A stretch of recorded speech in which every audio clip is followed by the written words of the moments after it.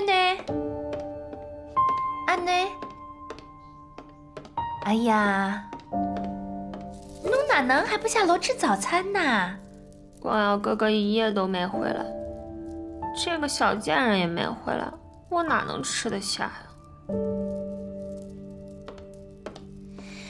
哎，我听说呢，昨天晚上光耀是有应酬，莫婉清在加班。要不然这样，给他们送个早餐看看。对啊，妈，我正好可以看看那个小贱人是不是加班，还是在勾引光耀哥哥。你去了才哎呀，你去了才放心呐。兴许什么都不是呢。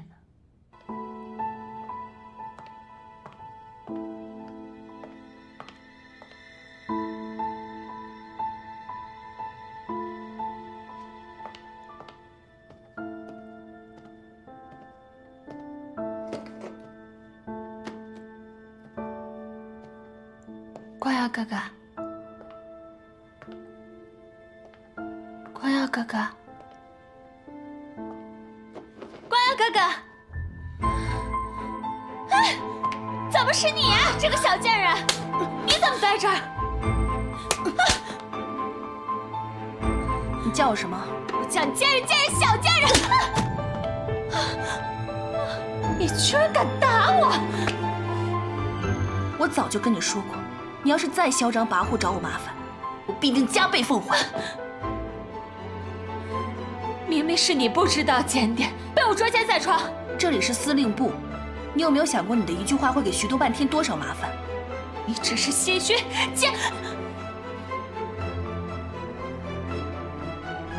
我这就去找大家评理。你尽管去，你最好把事情闹大，不仅污蔑我，还破坏他的声誉。到时候用不着我出手，你的光耀哥哥也饶不了你。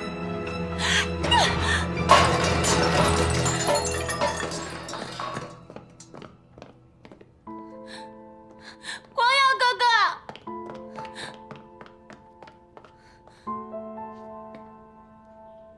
婉婷，你怎么在这儿？我刚才来给你送饭，结果食盒被他给打翻了。我们两姐妹在叙家常，你们确定要听吗？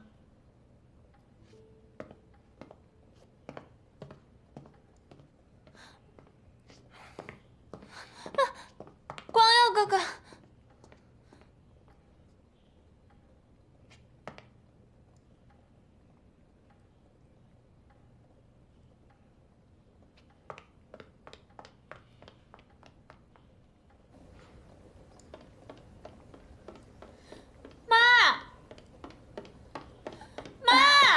囡囡，你叫什么啊？妈，我刚刚看到穆婉清睡在光耀哥哥的床上。能干啥？我亲眼所见，而且他还打了我。衣柜当洞，我看看，我看看。哎呀，打哪里了？他还打了我2下呢。还好，哎呀，没有破相。哎，这个小妖精，我可怜他妈妈死的早，对他网开一面，他倒好，这么不识相。既然这样，那我也对他不客气。妈，你赶紧想个办法。现在穆婉清都睡在光耀哥哥的床上了，要是真的嫁进督军府，那我可不成了全上海的笑话了。不就当一个司令部的秘书吗？至于吗？翻身了，上天了。哼，你想得太好了呀，婉婷啊，你最近不要招惹他啊。妈，好好想想办法，看怎么收拾他。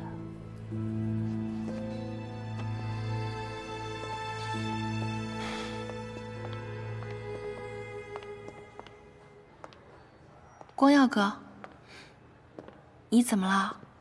出什么事了？昨天我与费安顿聊的事，谭司令也知道了。啊，是吗？那他怎么说？还能怎么说？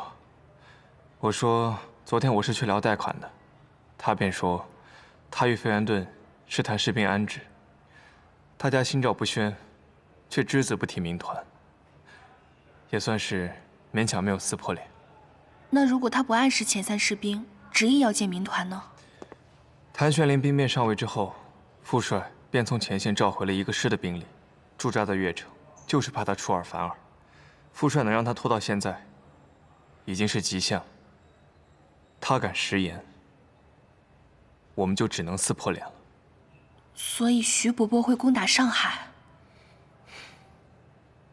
上海是各方势力所在，副帅当然会慎重。但倘若他一意孤行，也不排除有这个可能。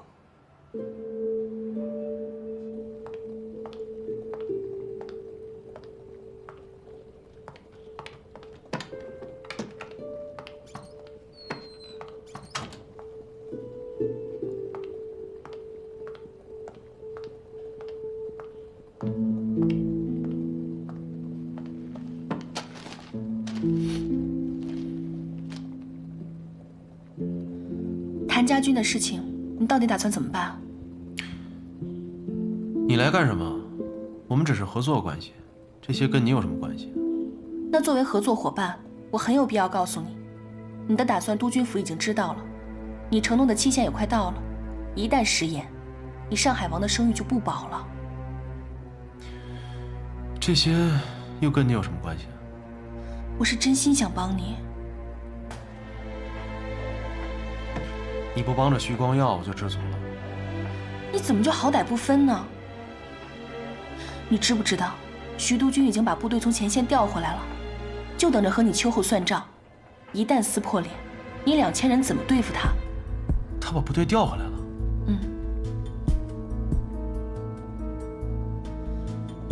大丈夫能屈能伸，你先把谭家军安置下去，千万别以卵击石。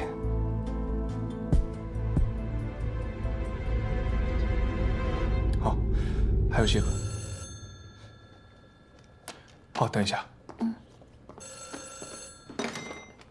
喂，你好。关耀兄，我同意解散谭家军并缴枪，过来一下吧。好，我一会儿过去。怎么了？谭玄龄同意安置谭家军，而且要向督军府缴枪。这么说，他想通了？他怎么突然就想通了？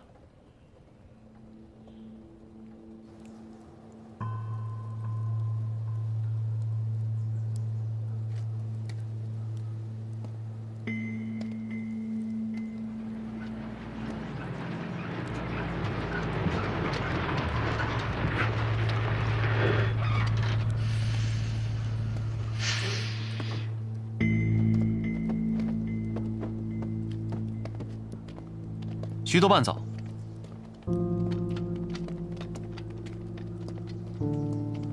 怎么样，我们可以开始了吗？请。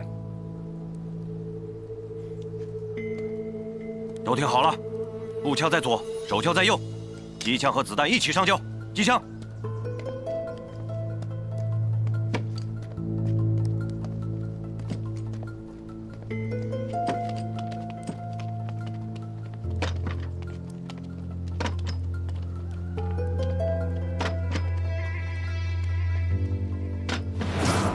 我信你，只不过这些人都是跟我一起出生入死的兄弟，我总不能让他们在码头上扛沙包吧？我把他们当兄弟，那些老板呢？谭司令，这原本和你打算的应该不一样吧？唉，这不都被你发现了吗？没想到光耀兄这么厉害，跟费安顿喝了顿酒，我就输得一败涂地。我输得心服口服。你看啊，我手下的这帮士兵，打仗肯定是把好手，可是干活不太行啊。你让他们拿惯了枪的手，再去拿这些纺锤和扳手，这实在是勉为其难。但是这工厂啊，可不是混饭吃的地方，是干多少活出多少工钱。所以他们要是拿不到养家糊口的钱怎么办呢？谭司令自己都说了，干多少活，挣多少钱。你家的兵既勤劳又能干，怎么会挣不到糊口的钱？对，这也是我最担心的。这工厂里的活都是技术活，有句话怎么说来着？熟能生巧嘛。可他们一进去肯定手生，到时候肯定挨欺负，所以我就想问问光耀兄，能不能跟那些老板们说说，让他们拿到和熟练工一样的工钱？这事恐怕我得和各位老板聊一下。只要光耀兄肯开口，这事儿肯定没问题。那我就先替这些兄弟们谢过光耀兄了。你放心，以我的判断，不出1个月就会有人求着你把兵收回去，到时候你再进民团也不迟。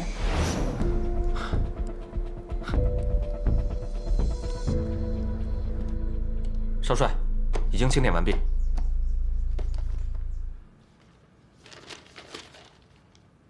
没想到，谭家军的武器还真是五花八门，这简直应有尽有啊！他们一直没有番号，靠给各路督军镇守使打仗谋生，自然是雇主给什么枪就用什么枪。说白了，就是一支不入流的杂牌军。那这些镇守使跟督军为什么要请一支杂牌军来打仗呢？自己的兵舍不得，让他们来当炮灰呗。总之，谭家军不可小觑。没错，谭家军确实不容小觑。虽然他们的装备不入流，但这些年他们打的漂亮仗还真不少，几乎从无败绩。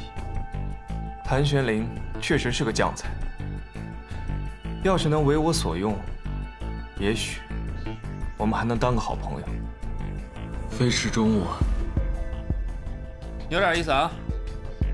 就是说这谭玄龄天生反骨，不会真心归顺依附于他人。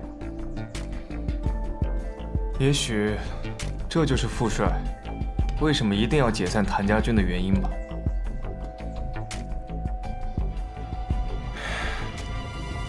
怕养虎为患。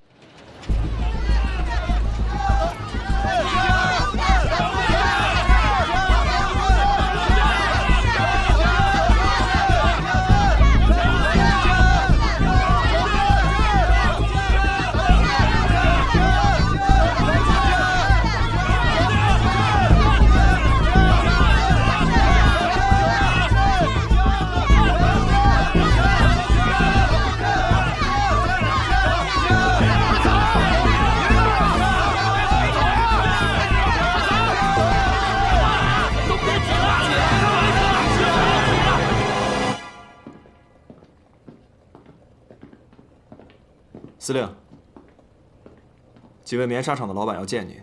哎呀，王老板、郭老板、陈老板，来，请坐，请坐，稀客呀。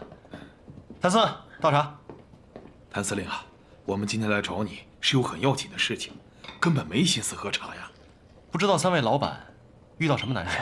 谭司令，你谭家军2000士兵，除了穆家纱厂，就属我们3家安置的最多。最少的也安置了200多人，最多的有400-500人呢。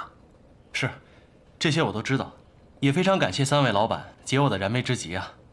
谭司令，不瞒您说，我们接收的这些士兵啊，真的是让我们苦不堪言呐。你想，你的兵去了纱厂，苦的不是你的兵，而是纱厂的老板。王老板，您这话从何说起啊？兵啊，都是好兵。只是确实不会做工啊，这5-6个人也不敌我们一个熟手工，工作效率太低了。如此低的工作效率，还要占我们一步之机，导致我们纱厂的出纱率那是大幅下降啊。我算了一下，现在也就是接收兵之前的1半产量啊。拿枪的手去拿纺锤，首当其冲的就是效率低，而效率正是纱厂的生命。这些士兵啊，虽然活干得不好，却要和熟练工拿一样的薪水。这虽说有商会的补贴吧，但这熟练工难免会有不满。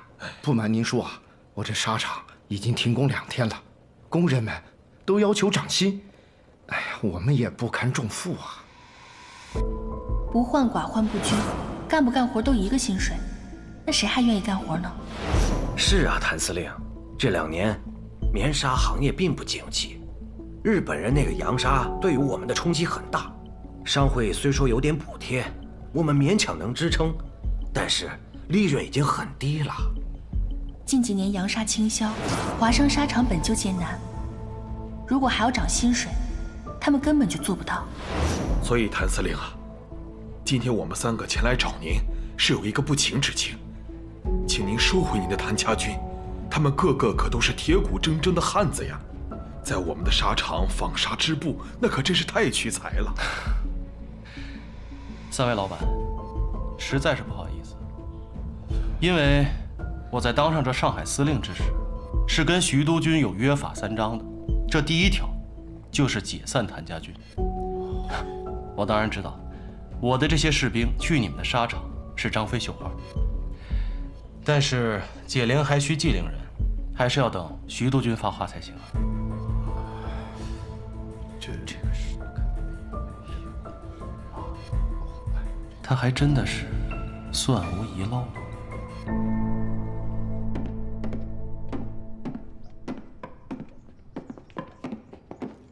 好，驾。慢走，告辞了。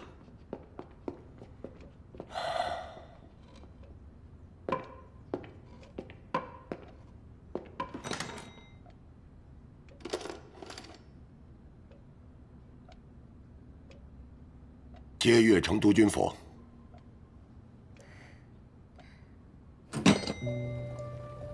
督军怎么了？穆志远刚刚给我打了电话，说是给我拜个小年。其实呢，他是给那些纱厂老板当说客的，说什么现在的纱厂行业不景气，安置士兵是雪上加霜。这句话不是哭穷，就是想甩包袱。这华商会不是已经给了安置补贴了吗？难不成这些纱厂老板光拿钱不办事儿？我看是谭玄林搞的鬼，他是想故意惹出些麻烦来。督军，您看我们是不是可以先不用管这些纱厂老板？反正谭玄林已经交了枪，又分散在各大纱厂里，时间一长，疏于管理，难免会有一些作奸犯科，到时候我们就有收拾他的理由。爸爸在徐督军那里碰了个软钉子，他还是执意要把士兵安置在纱厂，但他也透露了口风，说不会等太久，不会让纱厂老板太为难。徐伯钧肯定另有打算，他不可能这么好心，把我的兵当野养。那你现在总该相信，我是真心想帮你的吧？你确实每一步都算到了。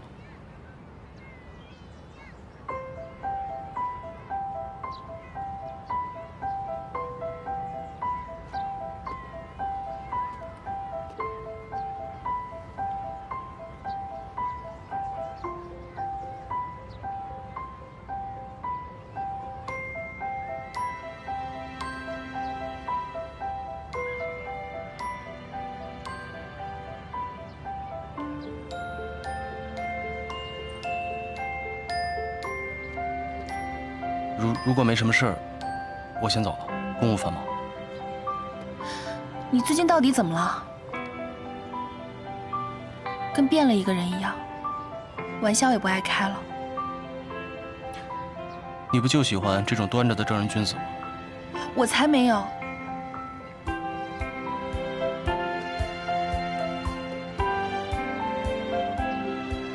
那你喜欢我这样的吗？你想多了。哦。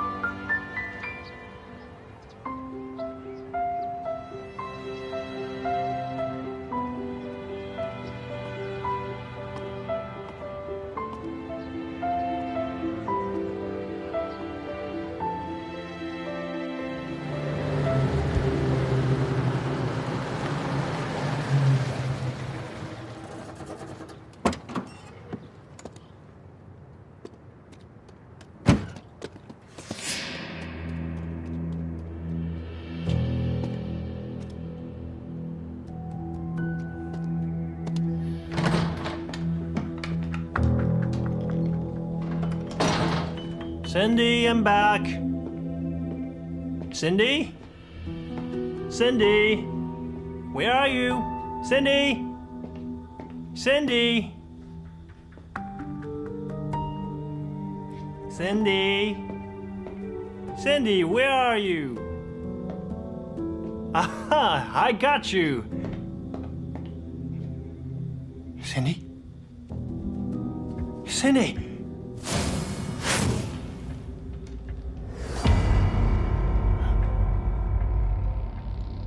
对，是司令部发的，有什么问题吗？谭司令，你有没有想过，你这么写，那些革命军会把我当作他们的敌人的。今天是我家的猫被杀了，肯定下一个就是我。我不管，报纸是你们登的，你也保证我安全。那约瑟夫先生，你想让我怎么保证你的安全？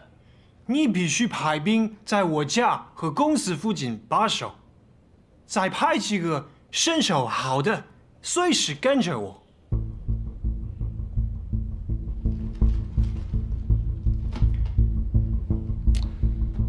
约瑟夫先生，我很理解您的遭遇，我也很同情你，但是我无能为力。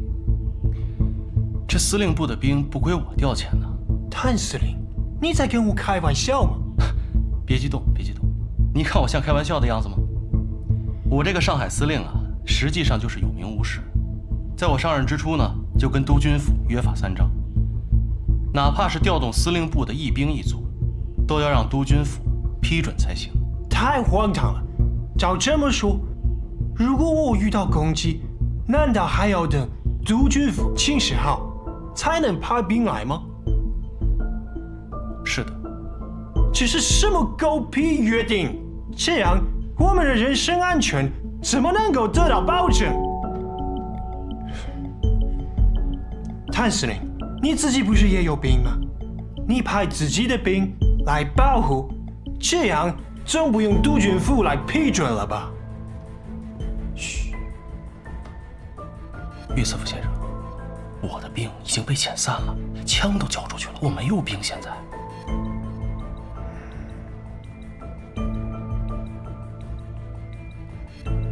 但是，约瑟夫先生，这件事也不是没有解决的办法。哦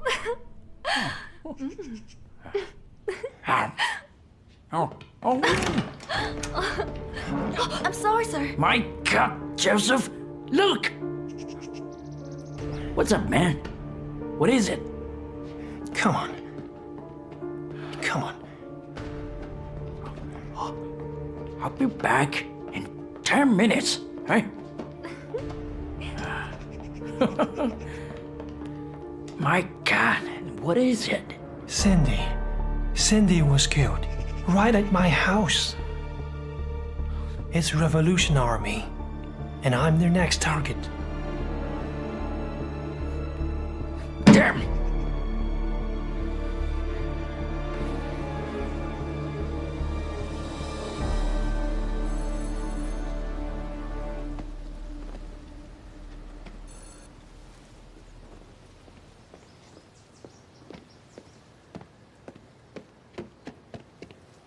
督军，费安顿先生的电话。”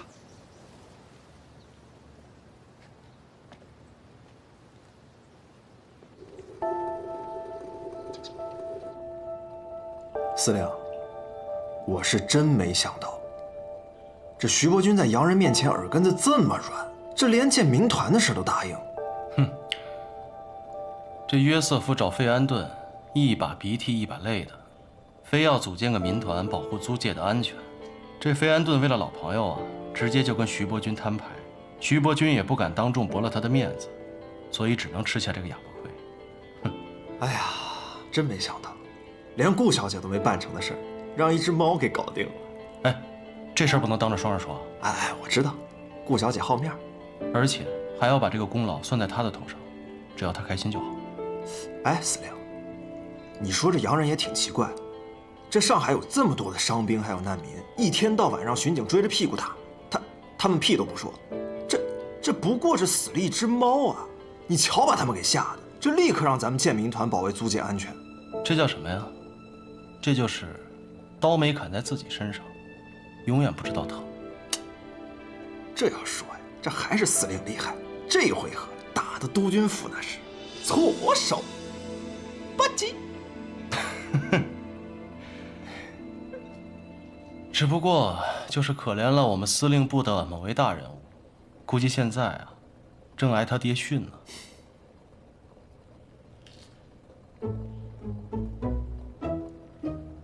哎，